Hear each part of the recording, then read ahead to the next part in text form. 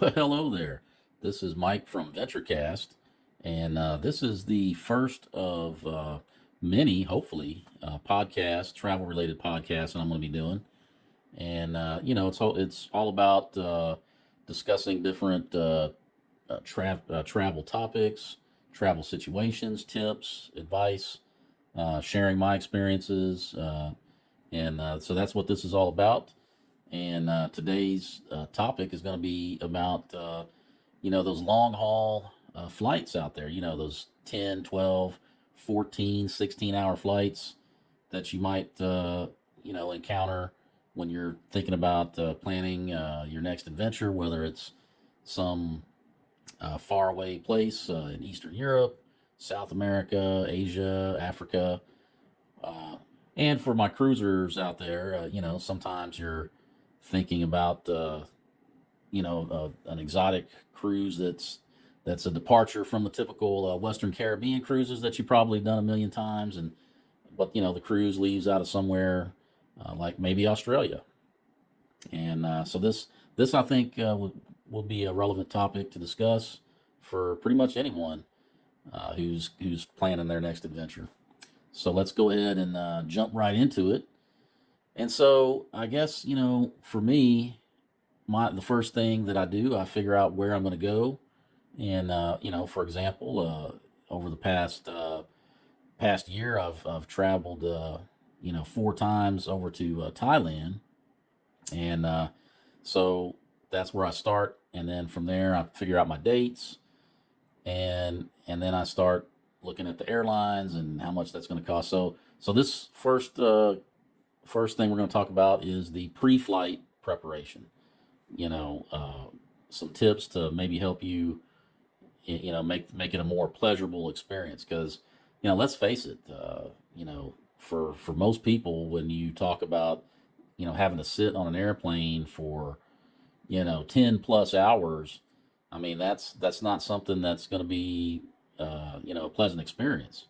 I know for myself, I think the idea of having to do a 13, 14, 15 hour flight, that kept me from, doing a lot of things, because, it's not that I didn't want to travel overseas, but it's just I have a bad back, I've got bad knees. And so I know just, flying domestically here in the United States, when I have to sit just for, let's say, 3 hours on a plane, my knees start aching, maybe my lower back starts, giving me trouble.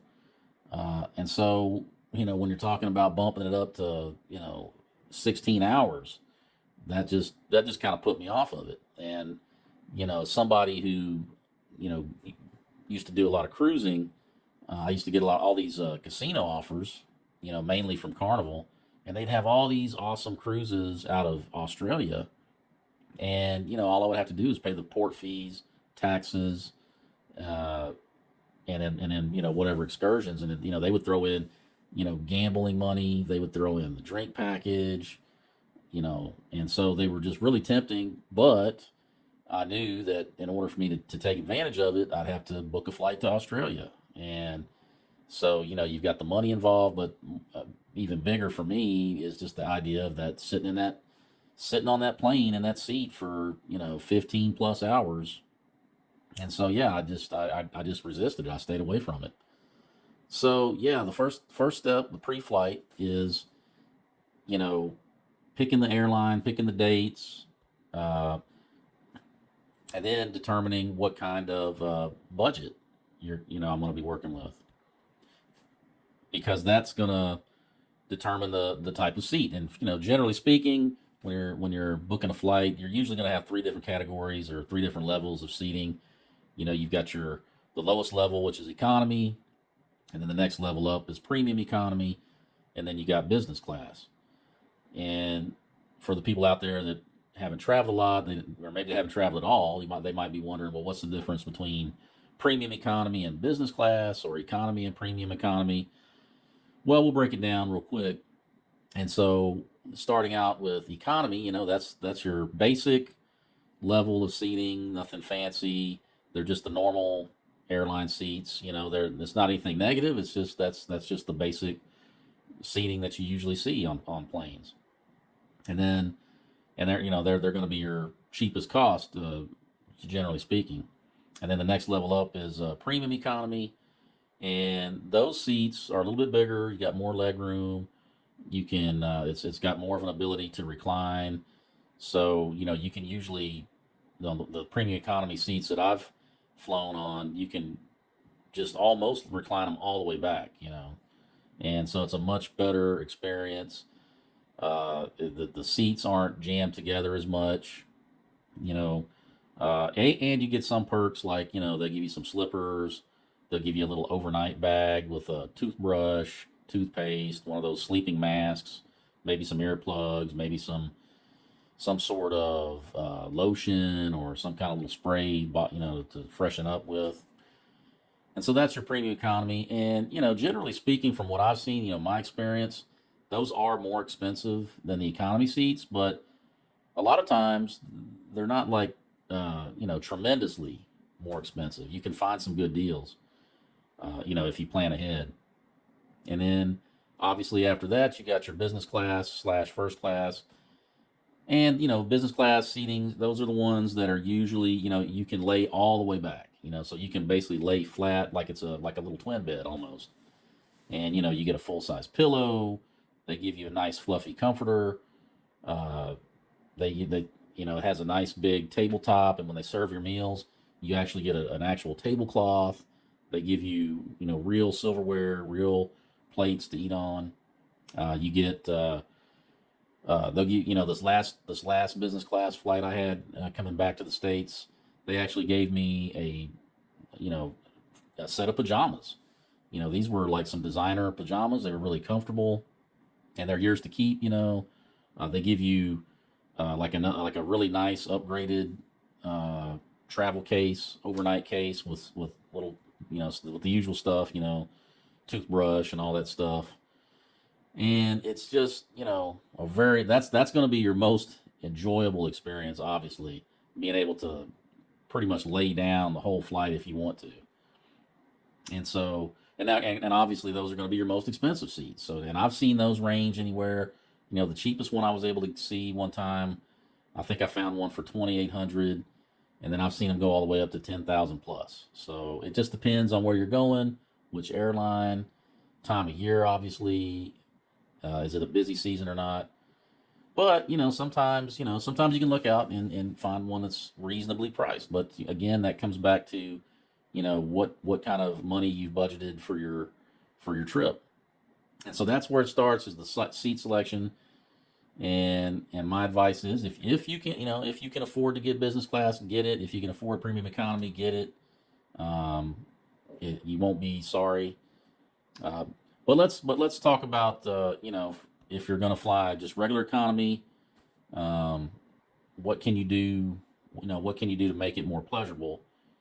And for me, when it comes to seat selection and economy on those long haul flights, I try to go for an aisle seat. You know, that way, because you figure a long flight like that, you're more than likely going to have to get up at some point and use the restroom.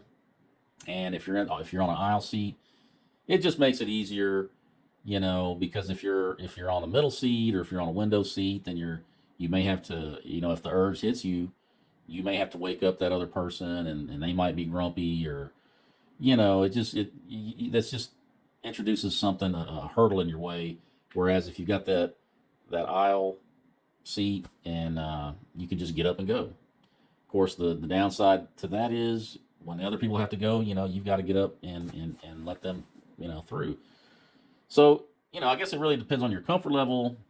But again, that for me, my advice, I say try to get the aisle seat, and that way it just makes it easier on yourself. Then also some things you can do in preparation for the flight. Um, stay hydrated. You know, and then with the eating, what I've heard some people say is don't try to avoid stuff with sodium, a lot of sodium in it, and to reduce, because some people like myself, I've noticed this too. Is I've noticed that when I'm on those long flights, sometimes my feet will swell up, or my ankles might swell up, and from the advice that I was given is that if you, in order to avoid that, avoid cut down on the sodium before your flight. Um, and I've noticed, I've actually done that, and I have noticed a difference. So that's just a little tip. I mean, everybody's got to make their own choices, obviously, but that I think pretty much. Well, the other part of it, I guess I would say, is when it comes to packing, in the pre-flight. Some people invest money in those neck pillows to try to increase your comfort level. I myself, I've purchased some of those, and they help. They do help a little bit, but they're, I don't know, that's because some of them are quite expensive, and I don't know. For me, I just tend to go with the pillow that they provide, because usually on these long haul flights, when you do get on the plane, they'll already have a pillow and a blanket in your seat. They'll have some headphones, and so I've just been using the stuff that they give, because I don't know, it's hard for me to get sleep on a flight anyway, and it's just because of the position. It's hard for me to sleep sitting up. Some people can do it. I've tried it, with kind of mixed results, but again, you can try the neck pillows. There's plenty of them out there on the market. If you are going to get one, I would recommend ones that are the wraparound with like the Velcro to give you more support for your neck, so that way you don't wake up with soreness. But that's kind of my advice. And then obviously like a sleep mask to cut down on the lighting, because if you're like me, it's hard to sleep when there's lights on. And then you can try using earplugs to try to cut down on the noise, because sometimes it can be kind of noisy. But yeah, I think that pretty much wraps up the pre-flight. All the advice I can give you on that. Oh, actually, one more thing about the pre-flight. I think a pretty good tip that I kind of stumbled into. Nobody really told me about it. I just kind of found it by accident, and that is you can order, like when you book your flight. After you've booked it, uh, you can go on there and you can request a special meal. And the special meal could be a vegan meal, it could be a low calorie deal, low fat meal, uh, gluten free. They have different options, and usually I'll go with the low sodium. I'll either do the low sodium or the low calorie meal. And what that does is when you get on the when the flight starts and they start the meal service, what they always serve the people with special meal requests first, or at least the airlines that I've been on, and I've been on three different ones for these long haul flights, and they were all the same. So, like, if you requested a gluten free meal, they're going to bring yours out first before they do the meal service, and they bring the cart out for everybody. And what's important about that is how that helps you, because you're probably wondering, well, how does that help me? Well, I'll tell you, because you get your meal first, meaning you get to eat before everybody else, and by the time they bring the cart out for everybody else, there's usually enough time to where you can finish your meal, and then while everybody else is getting served their meal and eating, that allows you to get up and go use the restroom before the crowd hits it. So just a little tip that like I said, I it just kind of I stumbled on that by accident, and it's something that I've been using since I found it, and it just helps you, because sometimes you're ready to, the urge hits you to go use the restroom, and then you got to kind of wait and gauge it out. But just a little tip that I discovered, and just something to consider. Okay, so the next thing we'll move into is the you know the comfort, maximizing your comfort in the flight. And again, if you're somebody like myself, I have knee problems, I have back problems, and so if I can get up during the middle of the flight periodically, not necessarily the whole flight, I don't have to do it a lot, but just enough to alleviate the pressure, work my knees around a little bit, it really does make a difference. So getting up to go use the restroom, or once they turn the cabin lights out, and everybody's sleeping, get up and go stand by in the galley area, where the restrooms are, just to kind of walk around, stand up for a little bit, or just stand up next to your seat. It's just something to get the circulation and take the pressure off, and kind of refresh you a little bit. Uh, Also, something to think about is how you dress. For me, I know I like to wear. I dress for comfort, not looks, not style when I'm traveling.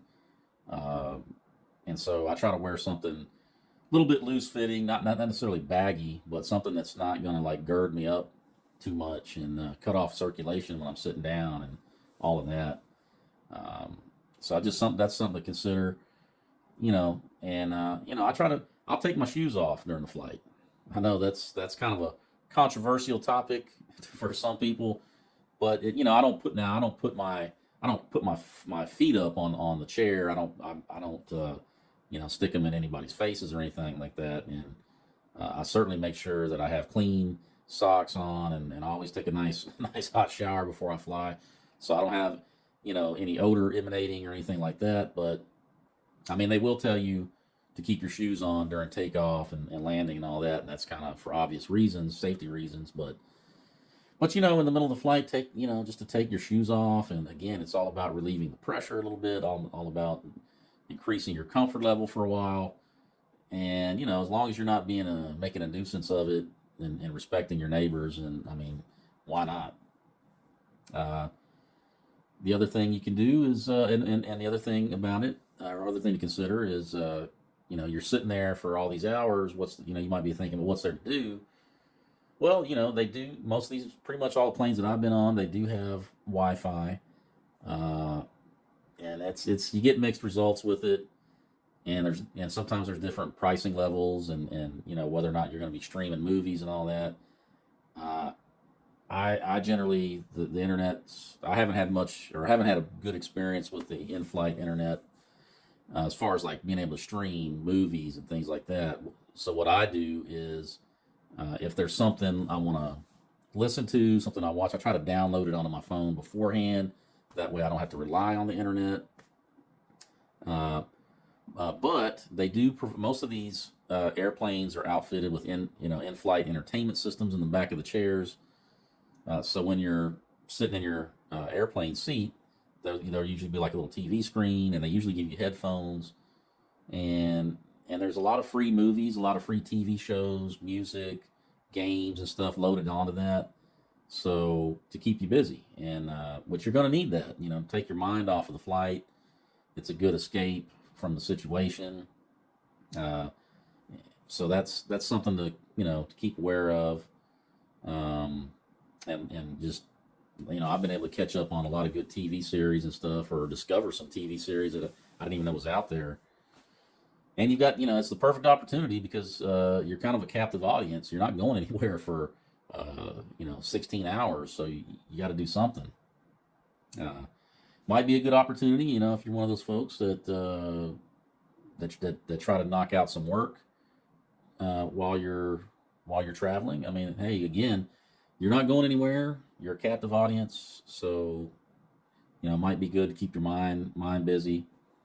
And so that's some of the hacks that I would come up with for during the flight comfort. And again, like I said before, they usually provide you before you even get on the before the flight even starts. They usually provide you with a blanket, pillow, and all of that, so you don't have to worry. And sometimes I don't know. I've had some flights where it was really cold. I've had some flights where it's hot, but that brings up another point, and maybe have a hoodie or a jacket available, because I've had some flights where it was just freezing cold, and I had a t-shirt and just that little flimsy airplane blanket, and I wished I would have had like a hoodie. So that's just something to consider. Having something like that handy. Oh, and then another thing to talk about is taking care of hygiene while you're in the middle of one of those long haul flights. And like I mentioned before, they usually provide you with a toothbrush, toothpaste, and even if you're sitting in economy and they don't give you the little overnight bag, which I think they still give that to you if you're in economy. But even if they don't, you can ask one of the flight attendants. Sometimes they have the toothbrushes and the dental kits in the bathroom. But that's that's kind of helpful too to refresh you. Brush your teeth. Splash some water on your face. Wash your face and hands really good. They sometimes they'll have like a little like a body spray or something to kind of fresh you up. Because again, you're sitting there for all that time, and airports, airplanes are not exactly. I don't know. You come out of there feeling dirty, or at least I do. Um, but that's another thing to consider is take a break and freshen yourself up. And then lastly, I would talk. I would talk. I would look. I would discuss a little bit about sleep and trying to maximize your sleep because it's a long flight, and you'd want to try to get some sleep in before you get to your destination, so that way when you land, and because when you land you're probably going to be you might have a connecting flight. You want to get your bags. Maybe you want to change some money. Maybe you want to get a SIM card for your phone. Maybe you want to arrange transportation to your hotel. And you don't want to be doing that when you're just dragging, just dog tired. You know, so my advice, and everybody's different now. Everybody's different. I can only give you uh, my advice and give you share my experience. And I know for me, what I try to do is I will stay up, um, the night before the flight, so that way I'm very tired going in. So when I get on the flight, I'm already just really really tired. My eyes are already heavy, and you know that's my strategy because it's just I'm one of those people. It's very hard for me to fall asleep on a plane. Sitting upright and trying to sleep is just it's to me it's just very very difficult. And so if I can go into the flight already just super tired, then I'm gonna have a lot better luck at maybe not sleeping the whole flight, but if I can get a good 5 6 hours out of it, then it's worth my while. And if I couldn't do that, then I would try to bring some kind of sleep aid. There's a lot of them on the market. You can go to your local pharmacy, ask the pharmacist, he can recommend something to you. There's a lot of over the counter products out there, and try that. Um, and then again, just it's all about making yourself comfortable. Um, maybe use the sleep mask. Try out one of those neck pillows, and don't be afraid to recline your seat back. I know some people sometimes are weird about that. They're afraid to upset the people sitting behind them, but don't worry about that. I mean, look at it this way: they wouldn't make that seat. They wouldn't give it the ability to recline if they didn't. If the airline didn't want you to recline, you paid for the seat, and it's your flight, it's your vacation, it's your trip. And if the other person is, uh, upset about it, they can recline their seat to give them more room. So just just do what you can to try to make yourself comfortable, try to get your sleep, and that makes the journey that much more enjoyable. And then, like I say, when you get to your destination, you're refreshed, and you're ready to get to your hotel, change your money, get a SIM card for your phone, get your luggage, and navigate whatever maze at the airport you got to get through to ultimately get to your final destination. So I think that's gonna close this topic out. Like I said, this is my inaugural travel related podcast, and hopefully you found it worth your while, worth your time listening to. Uh, maybe if you've got some tips that you could add to the discussion, feel free to drop those in the comments section. I certainly don't profess to be an expert in all things travel. I'm quite positive there's a lot more people out there with a lot more experience than me, and so this is really meant for just to hand off my experience and all of that, and help the folks out there that maybe they haven't traveled, maybe they're thinking about traveling, um, and so that's really the intent of this. But for those people that are more experienced than me, the if something that I said is wrong, feel free to correct me in the comments, or if you've got some travel hack that's been successful for you and you've gotten a lot of enjoyment out of, hey, please share that in the comments. If you like this kind of content, feel free to hit the like button on your way out. Helps the channel grow, helps push the message out to the masses, and I appreciate everybody that listens. And if you're new to the channel and you like this kind of content, feel free to subscribe. It's 100% free. And again, I greatly appreciate it. You greatly appreciate the support. And that's going to go ahead and do it. I hope you guys have a great day, and I hope you're enjoying whatever it is you're doing. And I will see you on the next podcast. Take care, everybody.